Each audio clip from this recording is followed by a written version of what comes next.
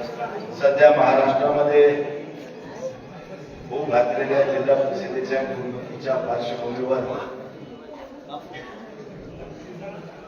कासापुरी जिल्हा परिषद सरकारच्या निवडणूक प्रचारार्थ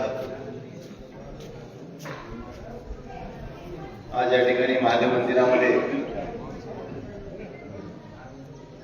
या प्रचाराचा शुभारंभ होतो। त्या प्रसंगानं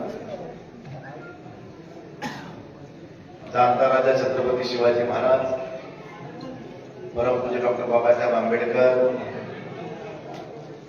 पुण्यश्लोक अहिल्याबाई होळकर, लोकशाहीर अण्णाभाऊ साठे, महात्मा ज्योतिबा फुले, संत सेना महाराज, वंदनीय शिवसेना प्रमुख सन्माननीय बाळासाहेब ठाकरे यांची जयंती परवाच झाली। त्या सर्व महान विभूतींना मी या ठिकाणी प्रथम अभिवादन करतो। जिल्हा परिषदेच्या निवडणुकीच्या अनुषंगानं आयोजित केलेल्या या प्रचाराच्या शुभारंभाच्या कार्यक्रमाला उपस्थित शिवसेनेचे जिल्हा प्रमुख सन्माननीय आदरणीय रवींद्र धर्मे सर,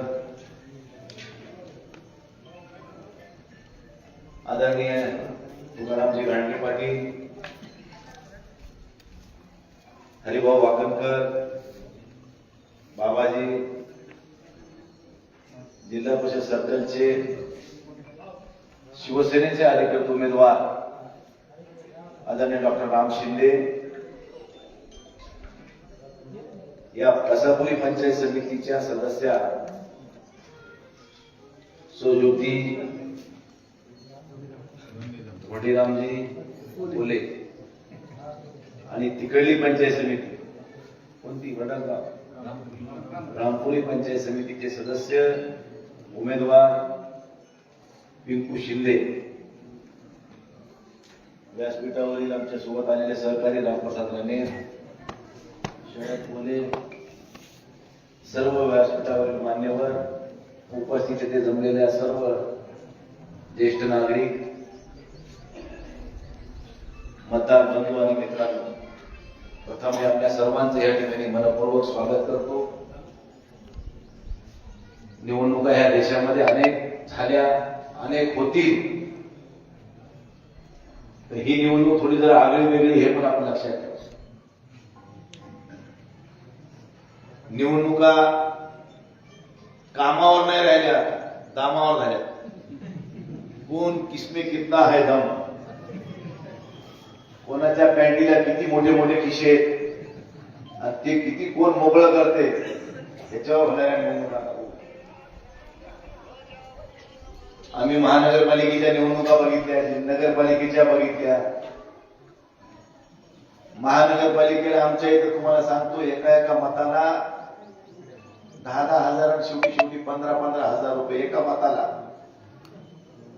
आता विचार करा, अशा स्वरूपाच्या अघोरी पद्धतीच्या निवडणुका होऊ घातल्या, तर ह्या व्यासपीठावर बसलेले जे आमचे उमेदवार आहेत त्यांनी पुरे वावर विकले तर त्याच्या निवडणुका होत नाही होते तर सांगा। मग वंदनीय शिवसेना प्रमुख बाळासाहेब ठाकरेंनी माझ्यासारख्या एका सामान्य कार्यकर्त्याला या नगरपालिकेच्या सदस्यापासून ते लोकसभेच्या सदस्यापर्यंतचा बहुमान दिला आणि त्याच्यावर शिक्कामोर्तब करणारे सुरी मतदार आहात। तुम्हाला मी कधी चहा सुद्धा पाजली का नाही मला माहित नाही, माझ्या घरी कोणी आल्या असं तर पाजला असं, पण गेली येऊन मी तुम्हाला काही पाजली नाही। पण तुम्ही ज्या मनमोठेपणानं, ज्या उदार अंतकरणानं जे मतदान रूपी दान मला दिलंय ते मी ह्या जन्मी नाही 7 जन्मी विसरू शकणार नाही, एवढं तुमच्या माझ्यावर विश्वास। परंतु जसं जसं हे शिंदेगड वेगळा झाला, भारतीय जनता पार्टीने जसे आपले पाय पसरायला सुरुवात केली, तसतसं राजकारणाची सगळी समीकरणं बदलून गेली। बाळासाहेब ठाकरेंच्या काळामध्ये आम्ही समाजसेवा करून नावारूपाला आलो, लोकांच्या सुखदुःखामध्ये सहभागी व्हायचं आम्हाला बाळासाहेबांनी शिकवलं। कोणी रक्तदान द्यायचे, रक्तदान करा, कोणाला दवाखान्यात मदत पाहिजे द्या, कोणाला डब्याची मदत करायची द्या, कुठल्याही कोणाचं भांडण झाले तर मदत करा, कुठं अन्याय व्हायला तर उभं राहा, शिक्षणाची करा, लग्नाची करा, अनेक प्रकारच्या मदती करण्याचं शिकवण आम्हाला वंदनीय शिवसेना म्हणून बाळासाहेब ठाकरेंमुळे मिळाली। त्या बाळासाहेब ठाकरेंचे विचार आता पैशाच्या तालमीमध्ये सगळे विकल्या गेले ते काय अशी परिस्थिती निर्माण झाली. पण अशा परिस्थितीत सुद्धा त्या परभणी जिल्ह्यातला मतदार आजही बाळासाहेबांच्या विचाराशी ठाम आहे, याचा मला सार्थ अभिमान आहे. त्यामुळे माझी सर्व मतदार बंधू भगिनींना मला विनंती करायची की उद्याची जिल्हा परिषदेची निवडणूक ही आपल्यासाठी अत्यंत महत्वाची का आहे. कारण ह्या ठिकाणी आमचे जिल्हा परिषदेचे सदस्य जे माजी रमनाथ नाना वाकणकर नाना, शरद कोले आणि पिंकू शिंदे अशी तिघांची जोडी होती. मी पण महादेवाचा भक्त आहे, तुम्हाला माहित आहे सगळ्यांना. मी महाशिवपुराण कथा परभणीत घेतली. त्या महादेवाच्या साक्षीनं या मंदिरात मी तुम्हाला सांगतो, जे सांगेल ते खरं सांगेल, खोटं काय सांगितलं असलं तर तुमचे जोडेल माझं डोकं. परंतु राजकारण किती खालच्या पातळीला गेले हे जर आपल्याला बघायचं असेल तर ह्या ठिकाणच्या जिल्हा परिषदेच्या उमेदवाराचं उदाहरण तुम्हाला मी या ठिकाणी देणार आहे. कारण निवडणुका लागल्या, निवडणुका जाहीर झाल्या तरी नाना काही हलत नाही. मी म्हणलं नाना काय करायचं, आपल्याला लढायचं की नाही लढायचं. मी आता कारखाना टाकलाय, आता कोण टाकलाय तुकाराम मी सांगितलं, मला काही माहित नाही. दगडेला टाकलाय. तर मी म्हणलं ठीक आहे बाबा, तुम्ही एकदा मला सांगा, मला पुढचं काय करायचं ते मी कळायला पाहिजे. तुम्ही लढणार का नाही लढणार आहे. नाही मला पैसेच नाहीत माझ्याजवळ. बा ठीक आहे बघा, तुम्ही विचार करून सांगा मला. नाही म्हणले. मग आम्ही काय केलं की पर्याय शोधा म्हणले. मग आमचे तुकारामचे घाणगे तयार झाले, बाबा तयार झाला, आणि हे दोघं जर तयार झाले.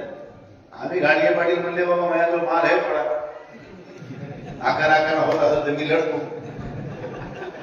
काय हरकत नाही तुकारामजी पाटील, आपले खर्चाचे पैसे आहेत, आपले काही फुकटचे आलेले नाही.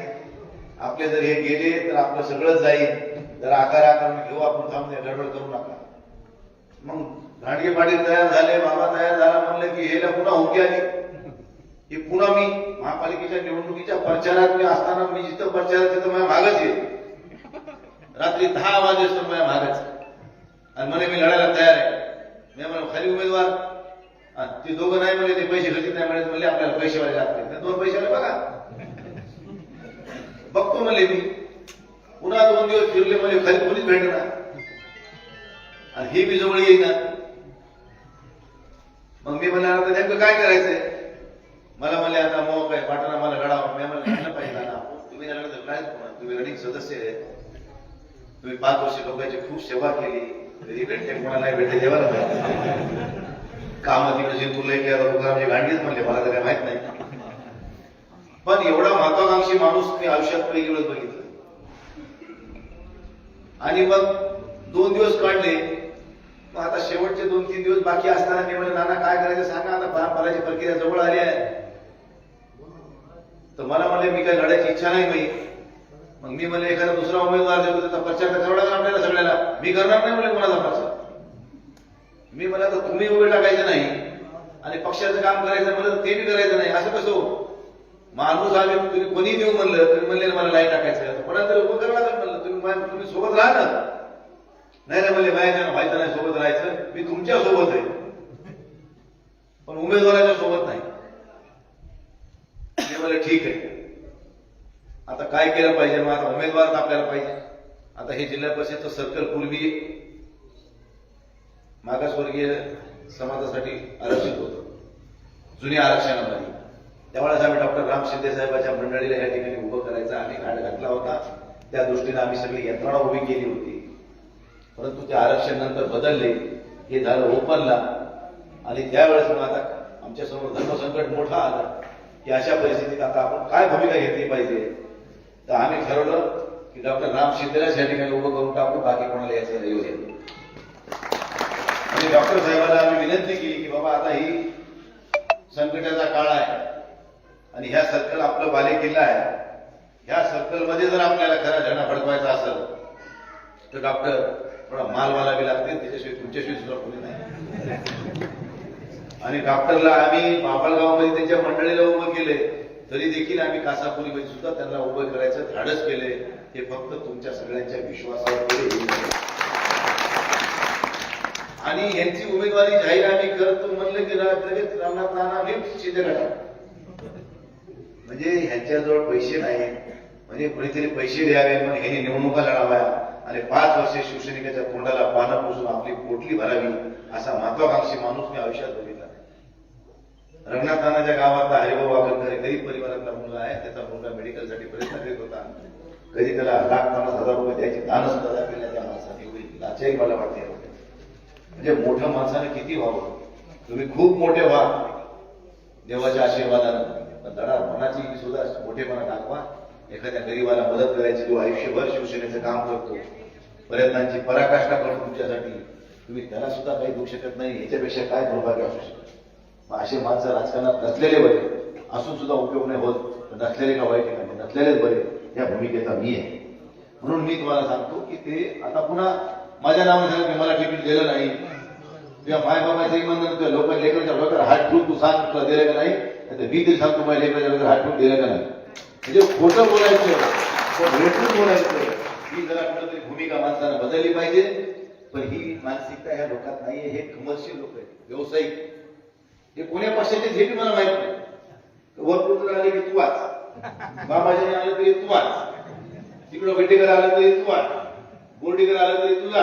अरे कोणाकोणाचं, अरे ज्याचं खावं मीठ त्याचं करावं नीट अशी जुनी मन आहे. पण तुम्हाला तर काही देणं घेणं नाही त्या मनीचं गिरीचं काय. तुम्ही ज्याचं खावं मीठ त्याची करावं नीट अशी तुमची अशा स्वरूपाची माणसं जर राजकारणामध्ये जर अशा पद्धतीने वागू लागले तर सर्वसामान्य नागरिकांचा, सर्वसामान्य मतदारांचा या लोकांवरचा विश्वास उडेल. एवढ्यासाठीच आम्ही डॉक्टर साहेबांना या ठिकाणी उभं केलंय. तुमच्या मनामध्ये कुठलीही शंका कुशंका यायचं कारण नाही. डॉक्टर साहेब मुंबईला असतील, ते तिथे व्यावसायिक डॉक्टर म्हणून करते.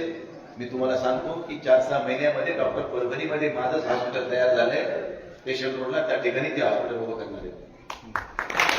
दवाखाना उभा आहे. माझं 2-3 महिन्यामध्ये माझं पूर्ण हॉस्पिटलचं काम पूर्ण होईल आणि त्या ठिकाणी फक्त डॉक्टरने येऊन तिथं प्रॅक्टिस सुरू करायची आहे. अशी सगळी आमची सगळं ठरलेलं आहे. आणि डॉक्टर जरी गेले पुन्हा कधी 2-8 दिवस 15 दिवस तर इथे शरद आहे, पिकू आहे, मी आहे ना, रवी सर आहेत, मी उभा आहे. खासदार बंडू जाधव या सर्कलमध्ये उभा आहे. एवढे मनाशी बाळगा. तुमच्या कुठल्याही अडी अडचणीला अर्ध्या रात्री जरी तुम्ही हाक दिली तर तुमच्या हाकेला धावून आल्याशिवाय राहणार नाही. हे तुम्हाला अवगत त्याची चिंता करू नका. बाकीची हे आपण दिलेलं आपल्या सर्कलमधलं आपल्याला कधी भेटलं नाही. मग आपण दुसऱ्याची कशाला अपेक्षा करायची. पण इथं मी सुद्धा उभा आहे आणि तुम्हाला कुठलीही अडचण भासू देणार नाही याची माझी तुम्हाला खात्री. मी तुम्हाला विश्वास देतो या गोष्टीचा. आणि मग जिल्हा परिषदेच्या निवडणुका होत असताना नगरपालिकेच्या निवडणुकीला आम्ही महाविकास आघाडी केली. बाबाजी आणि खानसाहेब आमचे काँग्रेसचे माजी आमदार, त्यांनी आपली चूल वेगळीच मांडली. आमच्या विरोधात उमेदवार देऊन टाकले. पूर्णेला दिला, गंगाखेडला दिला, जितपूरला दिला, दिले तर सगळे मुसलमानाचेच दिले आपले मत कापायला. तरी आम्ही म्हणलं ठीक आहे, काय निकाल व्हायचा पहिला. आमची 324 मतांना पूर्णेच्या नगराध्यक्षपदाची जागा पडली. महापालिकेच्या निवडणुका लागल्या, पण महापालिकेला काँग्रेसवाले हुशार होते. त्यांनी परभणीतले जेवढे काही नेतृत्व आहे काँग्रेसचं त्यांच्याकडे अधिकार दिले, पण ह्यांच्याकडे दिले नाही. म्हणून आम्ही परभणीमध्ये युती करून परभणीची महापालिका जिंकू शकलो. जर बाबाजी आणि खासदार परभणीच्या महायुतीमध्ये असते आघाडीत तर ते जिंकू देत नव्हते. आता जिल्हा परिषदेच्या निवडणुकीला आम्ही ठरवलं की बाबा आपण सगळे मिळून करू. त्यामुळे काय हरकत नाही. काय महिला पहिला प्रश्न, आम्ही तुम्हाला हातगाव दिली नाही, तुम्हाला मागितली कोणी? मला म्हणले तुम्हाला हातगाव दिली, मी म्हणलं तुम्हाला मागितली कोणी? पुन्हा म्हणले कासापूर आम्ही वरी लढतो, खाली तुम्ही लढा. काय हातगावामध्ये तुम्ही वडी लढा, आम्ही खाली लढतो. आणि बाबळगाव म्हणले आमची आहे. आणि ते डॉक्टर जगदीश शिंदेला घेतले आदल्या दिवशी आणि आमची आहे. मी म्हणलं साहेब तुम्ही आमदार होते त्यावेळेस तुम्ही राष्ट्रवादीच होते आणि त्या राष्ट्रवादीकडून निवडून आलेल्या जागा होत्या, काँग्रेसकडून निवडून आलेल्या नाही. त्यामुळे असं होऊन जमणार नाही. लिंब्याची जागा तुम्ही घ्या, बाबळगावची आम्हाला द्या. कासापुरी आमचीच आहे पहिली, हातगाव तुम्ही आम्हाला देताय, ठीक आहे आम्ही ते स्वीकारतो. आणि तुम्ही देऊन आंध्र लढा, कारण आमच्या 2 रनिंग जागा आहेत तिथं, तुमची एकही नाही. 2 आम्ही लढतो, 2 तुम्ही घ्या, एक एक्स्ट्रा आहे ते आम्ही लढतो. काही एखादा पंचायत समितीचा मेंबर इकडे तिकडे करू. परभणीकडे आले, म्हणलं मला पेडगाव मलाच पाहिजे. मी मला ठीक आहे देईल. जाम मलाच पाहिजे, रनिंग सदस्य मला देईल. पलीकडे गेले म्हणले दैठणे आम्हालाच पाहिजे. मी म्हणलं ती बी तुम्हाला दिली कारण तुमचं सदस्य आहे. आता लोहगाव म्हणले, मी म्हणलं माझं सदस्य रनिंग नाही म्हणले ते आम्हाला पास अच्छा उमेदवार आहे हमको देऊ. मी म्हणलं असं कसं देऊ, तुमच्या रनिंग तुम्ही घ्यायचं आमच्या तुम्हीच मागायचं का. नाही बोले हमको लढने की ठेव. आपण बोले मैत्रीपूर्ण लढेंगे बोले बाबळगाव में लोहगाव में. मी म्हणलं बाबाजी साहेब आपण असं करू, सगळ्याच जागा मैत्रीपूर्ण लढून द्यायचं. त्यामुळे ह्या माणसाला या ठिकाणी युती करायची नव्हती. आता जिंतूरमध्ये ह्याला माणूस नाही सिंगल माणसं कोटीकरचे चिन्ह पंचायत फक्त तिथं भाजपचे माणसं निवडून यावे म्हणून केलेली ही खेळी. अरे एवढा मोठा माणूस झाला, 17 वर्ष आमदार राहिले तुम्ही, तरी तुम्हाला नगरपालिकेमध्ये बाप मेंबर व्हावं वाटतं. ह्याच्यापेक्षा काही दुर्भाग्य असू शकते का? तुम्ही एखाद्या गरीबाच्या लेकराला बाप मेंबर केला असता आयुष्यभर तुमच्या नावानं जय जयकार करत होतं. पण हे मोठे लोक सगळे सत्तेसाठी हापापलेले आहेत. आम्ही बघलो भरपूर कसं आहे, 5 माणसं घरातच, पोरगी बी, पोरग बी, सून बी, पुतणे बी, 5 जण. अरे काय आगुरी झाले नाही. इकडे विटेकरांच्या घरची अख्खी जिंदगी त्यांच्या जिल्हा परिषद सोडून नाही, मान सगळं तिथंच. त्याला सवय लागलेली, तर चढक लागलेली, कोणाला रक्त लागलेली सोडा वाटत. बोर्डीकरच्या घरात भाता उभा आहेच, रेगे पाटलाचं पोरग आहे, जामकराचं आहे. सगळ्या ह्या पुढाऱ्याच्या लेकराला पुढाऱ्याला आपल्या लेकराचं पुनर्वसन करण्यानेच बेजार आहेत. बाबाजींनी काय केलं, कोणाला गेलं नगरपालिका. पण मी स्वतः माझ्या कृषी उत्पन्न बाजार समिती परभणीमध्ये माझा एक शिवसेनेचा तालुका प्रमुख पंढरीनाथ फुले पाटील गेला, 1 रुपया खर्च न करू देता मार्केट कमिटीचा सभापती केला. मी नातं बघितलं नाही, मी माझ्या घरातला वाद केला नाही, माझ्या घरातलं कोणी इलेक्शन लढणार सुद्धा नाही हे बी सांगितलं. शेवटी तुम्ही मला एवढं दिले, आयुष्यभर तुमचे उपकार माझ्यावर भेटणार नाही एवढे तुम्हाला दिलेलं असताना मी तुमच्यावर पुन्हा पुन्हा लादावं ही माझी संस्कृती नाही. म्हणून माझी सगळ्याला विनंती, निवडणुका आता खूप महत्वाच्या आहेत. महाराष्ट्रामध्ये एकीकडे काय होते पडझड ती आम्ही बघितली. पैशाच्या तालावर जर निवडणूक होणार असत्या तर सामान्य परिवारातला माणूस उद्या कधीही राजकारणामध्ये प्रवेश करू शकणार नाही हे लक्षात ठेवा.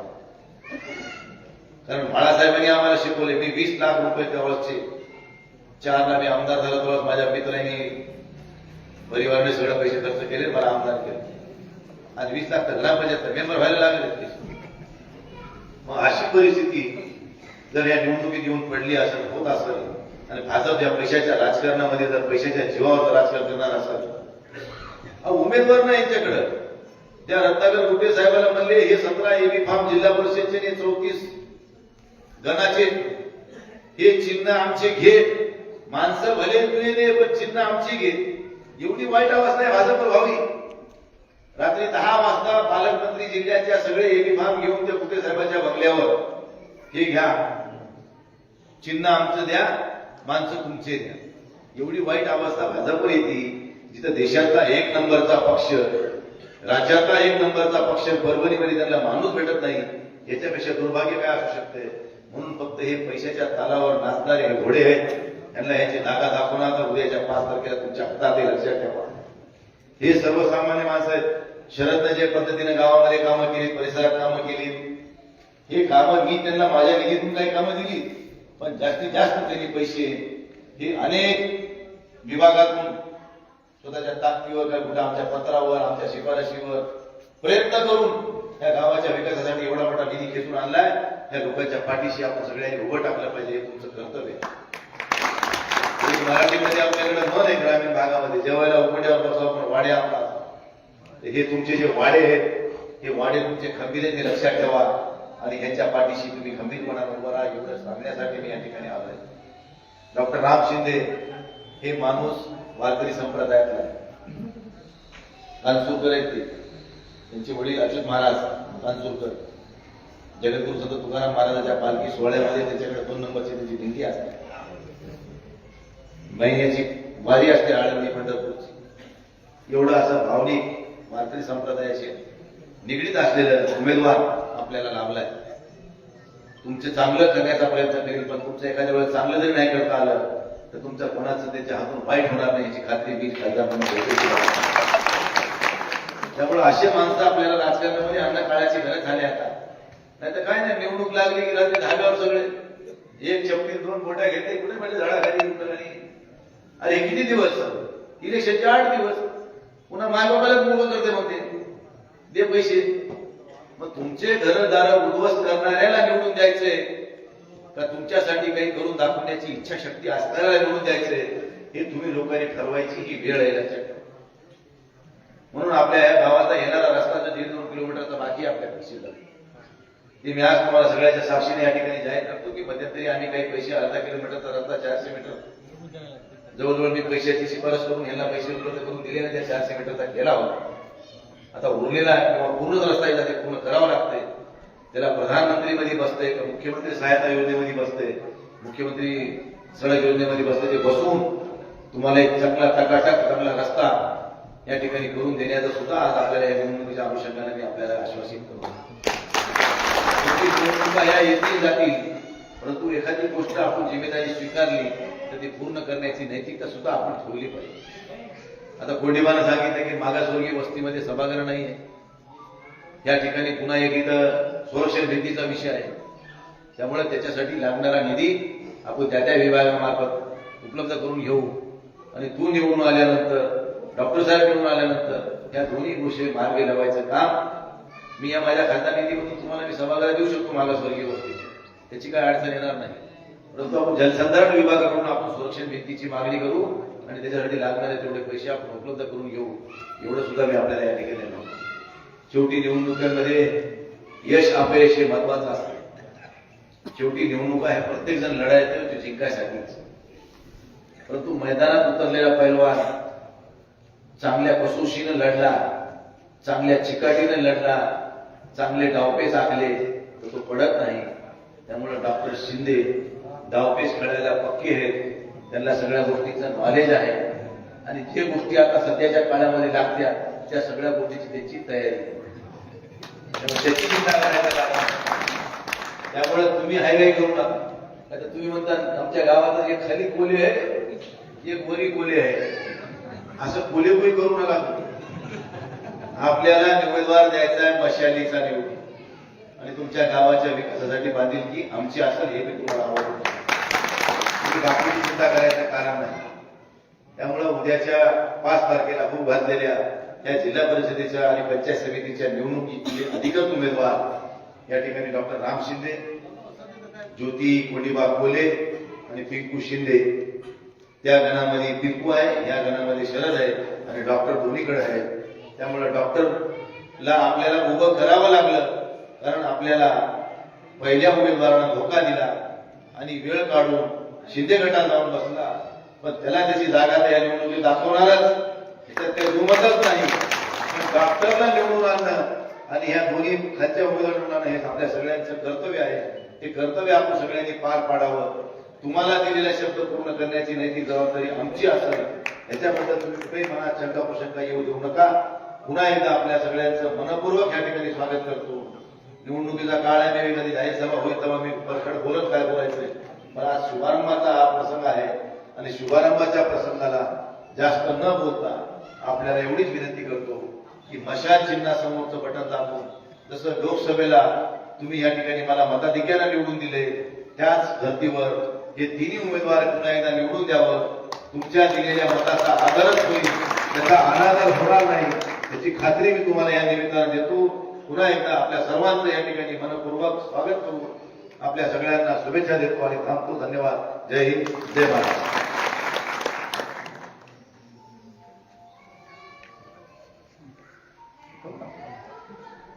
डॉक्टर साहेबांनी मला या ठिकाणी सूचना केली की गावामध्ये संत सावता माळ्याचं मंदिर बांधण्याचं काम चालू आहे. निश्चितच त्या मंदिराच्या बांधकामासाठी सगळे गावकरी जे काही वर्गणी करून जमा करायला लागले, निश्चित माझ्याकडून सभागृह बांधून देण्याचं सुद्धा मी आपल्याला या ठिकाणी जाहीर करतो. तुम्ही त्याची चिंता करायचं कारण नाही.